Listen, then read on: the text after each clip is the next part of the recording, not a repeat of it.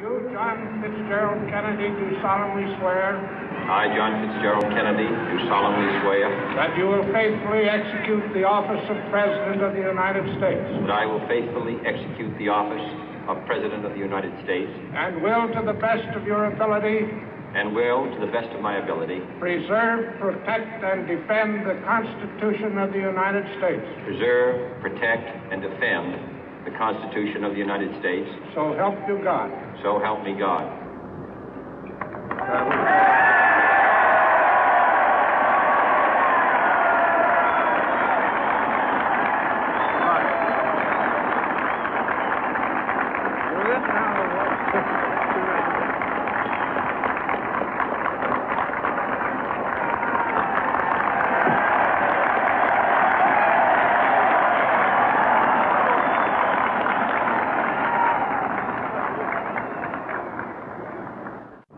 Vice President Johnson, Mr. Speaker, Mr. Chief Justice, President Eisenhower, Vice President Nixon, President Truman, Reverend clergy, fellow citizens.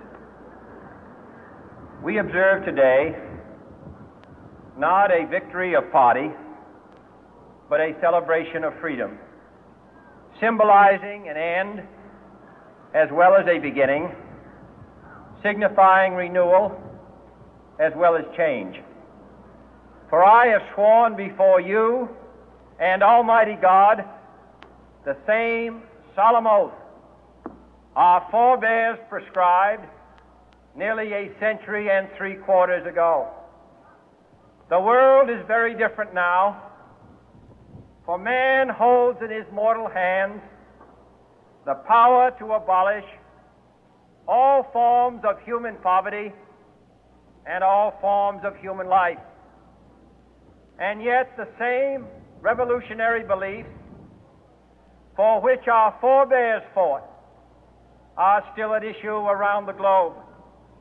The belief that the rights of man come not from the generosity of the state, but from the hand of God. We dare not forget today that we are the heirs of that first revolution. Let the word go forth from this time and place to friend and foe alike that the torch has been passed to a new generation of Americans born in this century, tempered by war, disciplined by a hard and bitter peace, proud of our ancient heritage, and unwilling to witness or permit the slow undoing of those human rights to which this nation has always been committed and to which we are committed today at home and around the world.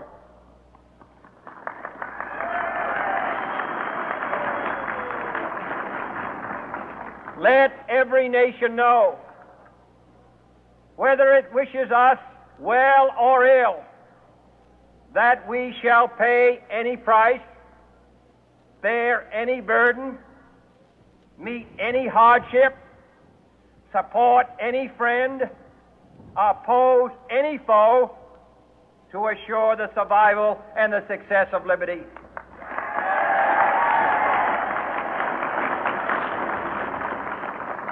This much we pledge and more. To those old allies whose cultural and spiritual origins we share, we pledge the loyalty of faithful friends. United, there is little we cannot do in a host of cooperative ventures. Divided, there is little we can do, for we dare not meet a powerful challenge at odds and split asunder. To those new states whom we welcome to the ranks of the free, we pledge our word that one form of colonial control shall not have passed away merely to be replaced by a far more iron tyranny. We shall not always expect to find them supporting our view, but we shall always hope to find them strongly supporting their own freedom, and to remember that in the past, those who foolishly sought power by riding the back of the tiger ended up inside.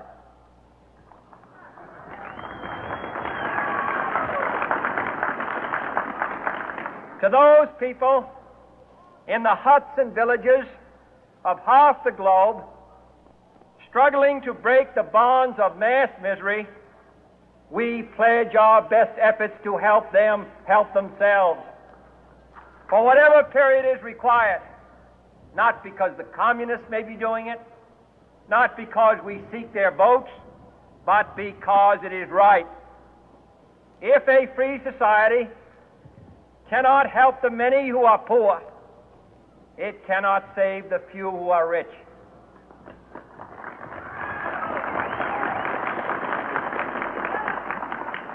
To our sister republics south of our border, we offer a special pledge to convert our good words into good deeds, in a new alliance for progress, to assist free men and free governments in casting off the chains of poverty. But this peaceful revolution of hope cannot become the prey of hostile powers.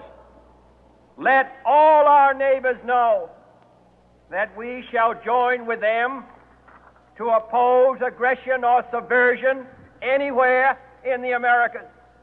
And let every other power know that this hemisphere intends to remain the master of its own house.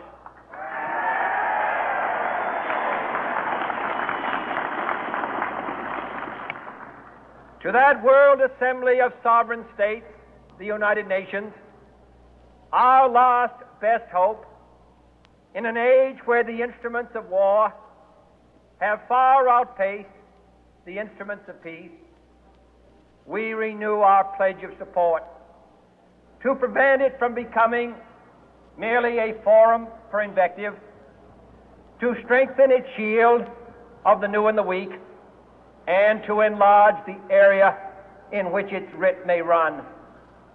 Finally, to those nations who would make themselves our adversary, we offer not a pledge, but a request that both sides begin anew the quest for peace. Before the dark powers of destruction, unleashed by science, engulf all humanity in planned or accidental self-destruction, we dare not tempt them with weakness, for only when our arms are sufficient beyond doubt can we be certain beyond doubt that they will never be employed. But neither can two great and powerful groups of nations take comfort from our present course, both sides overburdened by the cost of modern weapons, both rightly alarmed by the steady spread of the deadly atom, yet both racing to alter that uncertain balance of terror that stays the hand of mankind's final war. So let us begin anew, remembering on both sides that civility is not a sign of weakness, and sincerity is always subject to proof. Let us never negotiate out of fear, but let us never fear to negotiate.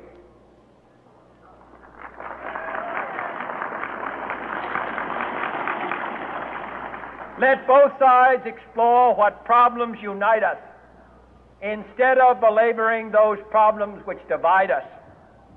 Let both sides, for the first time, formulate serious and precise proposals for the inspection and control of arms, and bring the absolute power to destroy other nations under the absolute control of all nations.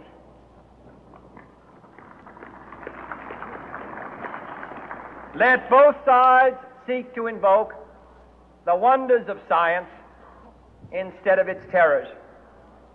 Together let us explore the stars, conquer the deserts, eradicate disease, tap the ocean depth, and encourage the arts and commerce.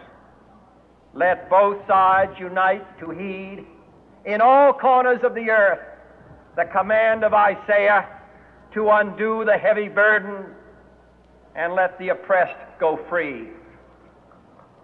And if a beachhead of cooperation may push back the jungle of suspicion, let both sides join in creating a new endeavor, not a new balance of power, but a new world of law, where the strong are just and the weak secure and the peace preserved. All this will not be finished in the first 100 days, nor will it be finished in the first 1,000 days, nor in the life of this administration, nor even perhaps in our lifetime on this planet. But let us begin.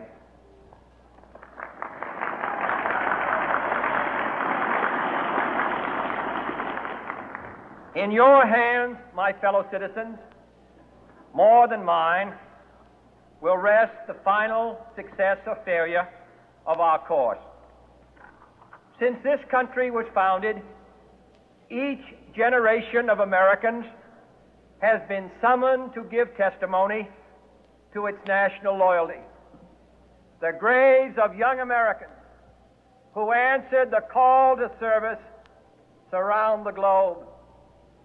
Now the trumpet summons us again, not as a call to bear arms, though arms we need, not as a call to battle, though in battle we are, but a call to bear the burden of a long twilight struggle, year in and year out, rejoicing in hope, patient in tribulation, a struggle against the common enemies of man, tyranny, poverty, disease, and war itself. Can we forge against these enemies a grand and global alliance?